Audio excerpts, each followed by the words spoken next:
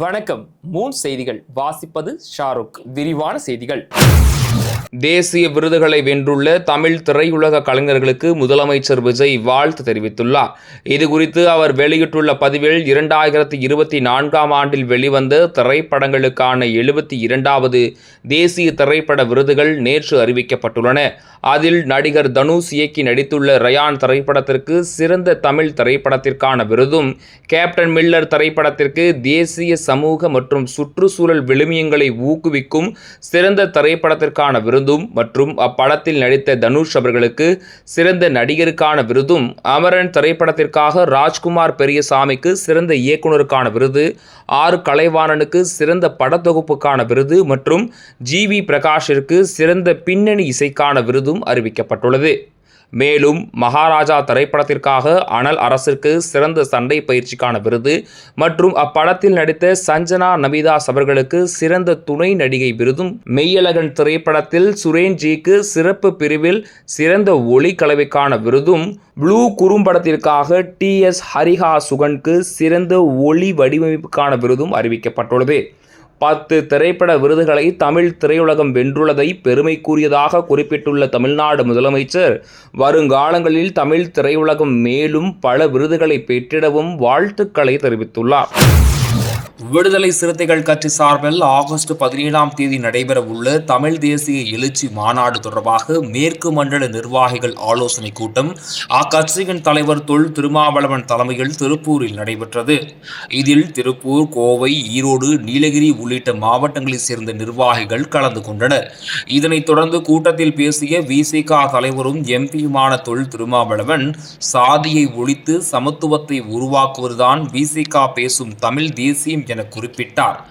மேலும் பாஜகவின் கொள்கையை அரசியல் ரீதியாக எதிர்ப்பதாகவும் தனிநபர் தாக்குதல்கள் மீது நம்பிக்கை இல்லை என்றும் தெரிவித்தார்.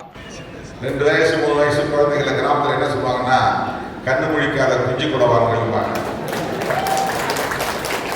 அந்த மாதிரி இருந்த தம்பிகள் இப்போது நம்மை பார்த்து விடுதலை சிறுத்தைகள் ஏன் தமிழ் தேசியத்தை பேசுகிறது என்ற கேள்வியை எழுப்புகிறார்.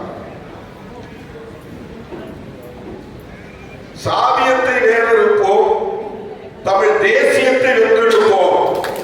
இது நான் எழுதிய முழக்கம். எப்போது எழுதினேன் என்று எனக்கு நினைவில்லை. இப்போதோ 20 ஆண்டுகள் 25 ஆண்டுகளுக்கு முன்னால் எழுதிய முழக்கம். பழைய துண்டறிக்கைகளை தேடி பார்த்தால் கிடைக்கும். சாதியத்தை வேறெடுப்போம், அது சாதி ஒழிப்புக்கான அரசியல், புரட்சியாளர் அம்பேத்கரின் அரசியல். அதை வேறெடுப்பதன் மூலம்தான் தமிழ் தேசியத்தை வென்றெடுக்க முடியும். சும்மா தமிழனையே வா என்றால் வரமாட்டான். ஏன்னா சாதியை தடுக்கிறது. தமிழர்கள் ஒருங்கிணைய முடியுமா என்றால் முடியாது. தமிழன் தான் ஆள வேண்டும் என்பது மேலோட்டமாக பார்த்தால் சரி என்று தோன்றும். ஆனால் அவன் சாதிவெறி பிடித்த தமிழனாக இருந்தால் அவன் ஆளுவதை நாம் ஏற்றுக்கொள்ள முடியுமா? சனாதன நம்பிக்கை உள்ள தமிழனாக இருந்தால் அவருடைய ஆட்சியை நாம் ஏற்றுக்கொள்ள முடியுமா? சாதிய கட்டமைப்பு சரிதான், நியாயம்தான், இது கடவுளின் கட்டளைதான் என்று நம்புகிறவன் தமிழனாக இருந்து அவன் தமிழ்நாட்டை ஆளக்கூடியவனாக இருந்தால் அதை ஏற்றுக்கொள்ள முடியுமா? ஆகவே தமிழன் என்பது மட்டும் ஒரு அடையாளமாக இருக்க முடியாது. சாதியை ஒழிக்கிற முற்போக்கு சிந்தனை உள்ள ஒரு தமிழன் நமக்கு தேவை. ஈரோடு மாவட்டம் பெருந்துறை சிப்காட் வளாகத்தில் 30 ஆண்டுகளாக பயன்பாட்டிற்கு வராமல் இருந்த ஆதி திராவிடர் மற்றும் பழங்குடியினருக்கான தொழிற்கூடங்களை சமூக நீதித்துறை அமைச்சர் வன்னியரசு ஆய்வு செய்தார். முதலிப்பாளையம் பகுதியில் கடந்த 1966ஆம் ஆண்டு 100 ஏக்கர் பரப்பளவில் 200 தொழிற்கூடங்கள் கட்டப்பட்டன. ஆனால் இதுவரை அவள் செயல்பாட்டிற்கு வராத நிலையில் அதிகாரிகளுடன் அமைச்சர் நேரில் ஆய்வு மேற்கொண்டார். பின்னர் செய்தியாளரிடம் பேசிய அமைச்சர் வன்னியரசு, இந்த தொழிற்கூடங்கள் வரும் ஆகஸ்ட் அல்லது செப்டம்பர் மாதத்திற்குள் பயன்பாட்டிற்கு கொண்டு வரப்படும் என தெரிவித்தார். மேலும் மலைப்பகுதி பழங்குடியினர் பள்ளிகளை மேம்படுத்த நிதிநிலை அறிக்கையில் கூடுதல் நிதி ஒதுக்கப்படும் என்றும் மக்கள் நம்பிக்கைக்குரிய அரசாக தமிழக அரசு செயல்பட்டு வருவதாகவும் தெரிவித்தார். கடந்த இப்போ நான் பொறுப்பேற்று இந்த 1 மாத காலத்திற்குள் பல்வேறு இடங்களில் மலைப்பகுதியில் இருக்கின்ற பழங்குடி மக்களுடைய பள்ளிகளை நாங்கள் பள்ளிகள், விடுதிகள், சாலைகள், அந்த பகுதியில் இருக்கிற வாழ்நிலை சூழல் எல்லாத்தையும் நாங்கள் ஆய்வு செஞ்சுருக்கோம். அவங்களுடைய கோரிக்கைகள்லாம் நாங்கள் எடுத்துருக்கோம். பள்ளிகள் என்னென்ன தேவை இருக்குது, விடுதிகள் என்னென்ன தேவை இருக்குது, மக்களுக்கு என்னென்ன தேவை இருக்குது என்பதை நாங்கள் கண்டறிந்து அதற்கான வழிகாட்டுதலை, அதற்கான செயல்பாட்டு திட்டங்களை நாங்கள் முன்னெடுத்துருக்கிறோம்.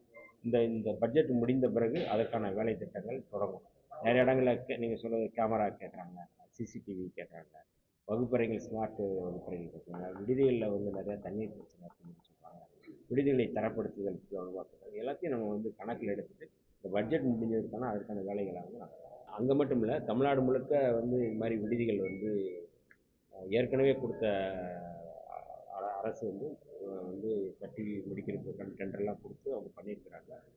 இப்போ ஒரு 4-5 இடத்துல முடிச்சிருக்கிறாங்க. இப்போ திருச்சியில் நான் அன்னைக்கு போய் பஞ்சப்பூரில் போய் பார்த்தோம், அங்கே முடிச்சிருக்கிறாங்க. அதுக்கான திறப்பு விழா பண்ணுறோம்.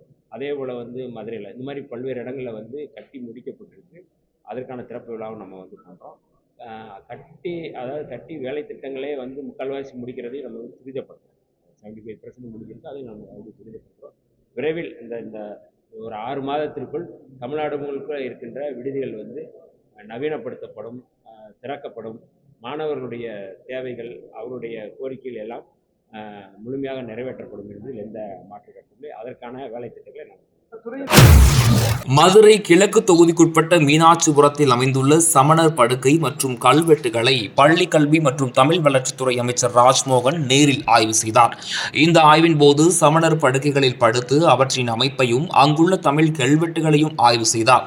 பின்னர் செய்தியாளர்களிடம் பேசிய அமைச்சர், தமிழ்நாட்டில் தொல்லியல் பாரம்பரியத்தை பாதுகாக்க அரசு தொடர்ந்து நடவடிக்கை எடுத்து வருவதாக தெரிவித்தார். மேலும் கீழடி என்பது உலக தமிழர்களின் தாய்மொழி என்றும் மத்திய அரசுடன் இணைந்து மாநிலத்தின் பல்வேறு பகுதிகளில் தொல்லியல் ஆய்வுகள் விரிவுபடுத்தி கூடுதல் வரலாற்று சான்றுகள் சேகரிக்க நடவடிக்கை எடுக்கப்படும் என கூறினார். இந்த ஆய்வின் போது துறை செயலாளர் ஜெயசீலன் மற்றும் மதுரை மாவட்ட ஆட்சியர் நிசாந்த் கிருஷ்ணா உள்ளிட்ட அதிகாரிகள் உடனிருந்தனர். நம்முடைய மாமதுரை மண்ணில் மாங்குளம் அருகே வரலாற்று சிறப்பு மிக்க இந்த சமணர் படுகைகளையும் அந்த இன்ஸ்கிரிப்ஷன் சொல்லப்படுற அந்த தமிழ் பிராமி எழுத்துக்களையும் நேரில் ஆய்வு செய்து இதை இன்னும் எப்படி மேம்படுத்தலாம், இதை வரக்கூடிய பாதைகளை எப்படி சீரமைக்கலாம் என்று நான் இங்கே பார்க்க வந்தேன். வந்த இடத்துல நான் இன்னும் நிறைய சொல்லுவேன்னா, வந்த இடத்தில் கற்றுக்கொள்வதற்கும் பெற்றுக்கொள்வதற்கும் இந்த மொழியில், நம்முடைய பண்பாட்டில், இந்த வரலாற்றில் எத்தனை விஷயங்கள் இருக்கிறது என்று எண்ணி வியந்து போனேன். இதையெல்லாம் நேரில் சென்று மாண்புமிகு முதலமைச்சர் சி ஜோசப் விஜயன் அவர்களிடம் ஒரு அறிக்கையாக சமர்ப்பித்து வெகு விரைவில் இந்த கலை பொக்கிஷங்களை, நம்முடைய பண்பாட்டை, இந்த வரலாற்று சிறப்பு மிக்க நம்முடைய தொல்லியல் துறை சார்ந்த பல்வேறு பொக்கிஷங்களை இன்னும் பேண, இன்னும் பாதுகாக்க, இன்னும் மேம்படுத்த எல்லா முயற்சிகளும் மேற்கொள்ளப்படும் என்பதை தெரியப்படுத்துகிறேன். நன்றி. கீழடி பொறுத்த வரைக்கும் அது தமிழர்களுக்கு மட்டும் இல்லைங்க, உலக நாகரிகத்துக்கே ஒரு மிகப்பெரிய தாய்மடி. அப்போ அது அறிவியல் பூர்வமாக, இன்னும் சயின்டிஃபிக் பூர்வமான ஆதாரங்களை இன்னும் அதிகப்படுத்தி என்ன முறையோ அந்த முறையில் ஒன்றிய அரசோடு நாங்கள் அது கலந்து ஆலோசனை செய்து அது நிரூபிக்கப்பட போகிற ஒரு வரலாறு. அது மட்டும் இல்லை, கீழடி போல் இன்னும் பல்வேறு இடங்களில் நல்ல விஷயங்கள் நடந்து கொண்டு இருக்கிறது. சரியான தருணத்தில் சரியான ஒரு வரலாற்றை இன்னும் துல்லியமாக நம்ம எல்லோரும் பெருமைப்படத்தக்க இன்னும் ஒரு மாபெரும் ஒரு விஷயம் நடந்து கொண்டு இருக்கிறது. அது தக்க சான்றுகளோடு அது முறைப்படி விரைவில் அறிவிக்கும். நாடாளுமன்ற மழைக்கால கூட்டத்தொடர் நாளை காலை தொடங்க உள்ளது. இந்த கூட்டத்தொடர் வரும் ஆகஸ்ட் மாதம் 13ஆம் தேதி வரை நடைபெற உள்ளது. இந்த நிலையில் இந்த கூட்டத்தொடரை சுமூகமாக நடத்த டெல்லியில் இன்று அனைத்து கட்சி கூட்டம் நடைபெற்றது. இதில் அரசு தரப்பில் பாதுகாப்புத்துறை அமைச்சர் ராஜ்நாத் சிங், நாடாளுமன்ற விவகாரத்துறை அமைச்சர் கிரண் ராஜு உள்ளிட்டோர் கலந்து கொண்டனர். இந்த நிலையில் அனைத்து கட்சி கூட்டத்தில் இருந்து திமுக, காங்கிரஸ் உள்ளிட்ட எதிர்க்கட்சிகள் வெளிநடப்பு செய்தனர். திரிணாமுல் திரிணாமுல் காங்கிரசின் அதிருப்தி எம்பிக்களை கூட்டத்திற்கு அழைத்ததற்கு எதிர்ப்பு தெரிவித்து காங்கிரஸ், திமுக, சமாஜ்வாதி, இடதுசாரிகள், ஆம் ஆத்மி, சிவசேனா, உத்தவ் தாக்கரே பிரிவு உள்ளிட்ட கட்சிகள் வெளிநடப்பு செய்தன. இதுகுறித்து பேசிய திரிணாமுல் காங்கிரஸ் எம்பி மஹுவா மொய்த்ரா, அதிருப்தி எம்எல்ஏக்கள் இணைப்பிற்கு சபாநாயகர் ஒப்புதல் அளிக்கவில்லை. அப்படி இருக்க நாடாளுமன்ற விவகாரத்துறை அமைச்சர் எந்த அடிப்படையில் 20 அதிருப்தி எம்பிக்களுக்கு அழைப்பு விடுத்தார் என கேள்வி எழுப்பினார்.